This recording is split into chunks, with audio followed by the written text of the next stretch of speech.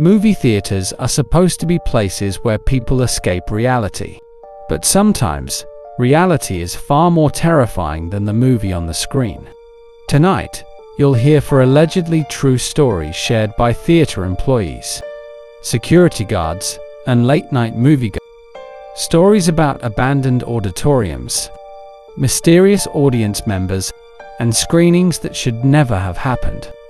If you ever stay after the credits, you may never look at an empty cinema the same way again.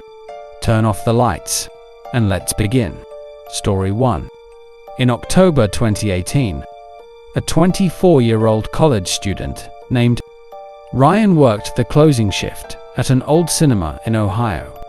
The theater had 12 auditoriums, but only 4 remained open on weekdays. Ryan's job was simple. After the final movie ended, he checked every auditorium, cleaned up popcorn, and made sure no one was left behind.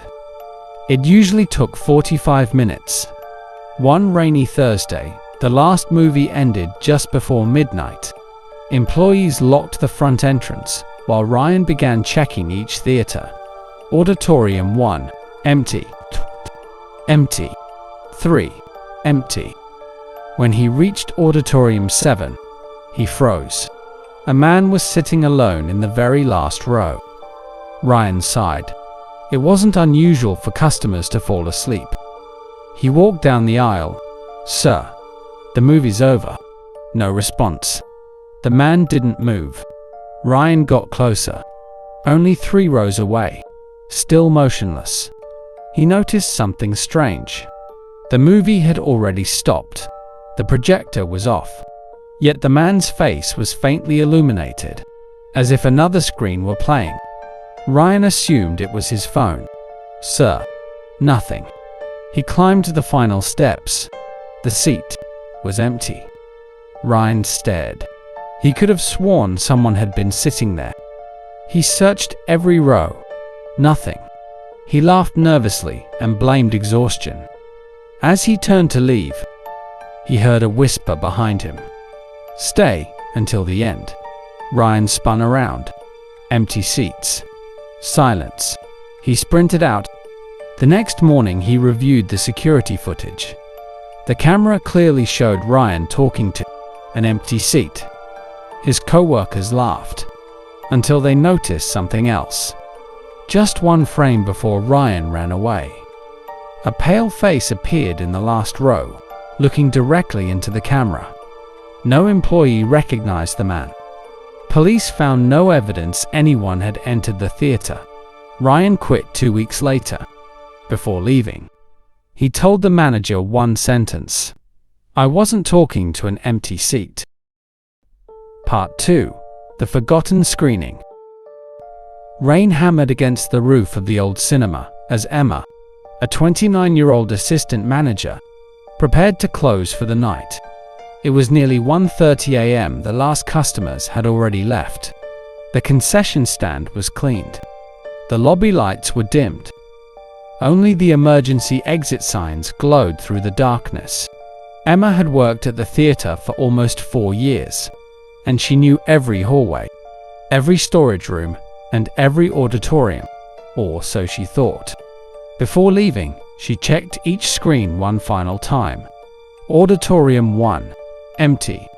Auditorium 2, empty. By the time she reached Auditorium 8, the last one, the building was completely silent. She switched on her flashlight and stepped inside. Halfway down the aisle, she heard something. A single clap. Clap. She froze. Someone else was in the room. "Hello?" she called. No answer. She swept the flashlight across the rows. Nothing. Just empty red seats disappearing into darkness. She turned to leave. Clap. This time it came from the back row. Emma hurried toward the sound. Every seat was empty.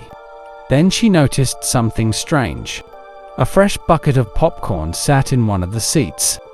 It was still warm. She picked it up. The butter smelled fresh, as if it had been purchased only minutes earlier. But the concession stand had been closed for over an hour. A cold chill ran down her spine. She carried the popcorn into the lobby and checked the security cameras. Every customer had already left. No one had entered Auditorium 8 after the movie ended. Confused, she returned to throw the popcorn away.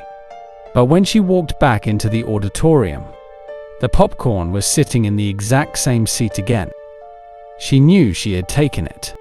She had been holding it only seconds before. Her hands were now empty. Suddenly, the projector started by itself. The screen flickered to life. Instead of a movie, it showed a grainy security recording. It was footage from the same auditorium. The timestamp read, October 14th, 1996. The room was full of people watching a film. Then the picture distorted. Everyone in the audience slowly stood up, not to leave, but to stare directly into the camera, one by one. Their faces turned toward the lens. Then Emma noticed something that made her heart stop. Standing in the center aisle was her, wearing the same uniform, holding the same flashlight, watching the audience. She had never worked there in 1996. The woman on the screen slowly raised her head. She smiled, then pointed directly at the camera. At that exact moment, Emma felt someone standing behind her. A warm breath touched the back of her neck. A voice whispered, "You're late." She spun around. No one. When she looked back at the screen, the footage had ended. The projector shut off. The auditorium was dark again. Emma ran out without looking back. The next morning, she asked the theater's oldest employee if anything had happened there in 1996. The old man became unusually quiet. Part 3. The seat that was never sold. By the summer of 2022, Marcus had become one of the most experienced projectionists at a modern cinema in Pennsylvania. Unlike the ushers and cashiers, Marcus spent most of his shift alone. He controlled every projector from a small room filled with glowing monitors. Each auditorium appeared on its own security camera. Every showtime, every audience, every seat. One Saturday night, nearly every screening was sold out. The building was packed. Marcus was checking the cameras when something unusual caught his eye. Auditorium 6. Every seat was occupied, except one. Seat G13. A man dressed entirely in black sat there, perfectly still. That wasn't strange by itself. What was strange was that the ticketing system showed Seat G13 had never been sold. Marcus assumed it was a software error. He radioed an usher named Tyler. "Can you check Auditorium 6? Someone's sitting in G13 without a ticket." A minute later, Tyler replied, "I'm here now. G213 is empty." Marcus frowned. He looked back at the monitor. The man was still sitting there, without moving. "Tyler, you're looking at the wrong row." "No," Tyler answered nervously. "I'm standing right next to G13. There's nobody here." Marcus zoomed in on the camera. The man slowly turned his head and looked directly into the security camera. His face was unnaturally pale. Then he smiled. The camera suddenly filled with static. When the picture returned, seat G13 was empty. Marcus thought the problem was over, until the emergency phone rang. It was the cleaning supervisor. "Can you come to Auditorium 6? There are footprints." Marcus walked downstairs. The audience had already left. The room was empty, except for a trail of wet footprints leading from seat G13 to the movie screen. The footprints stopped inches from the screen.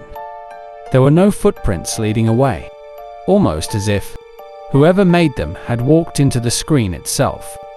The next morning, Marcus reviewed the ticket records again. There had been exactly one cancelled booking. Seat G13. The name on the reservation belonged to Ethan Cole. Marcus searched the theater's old records.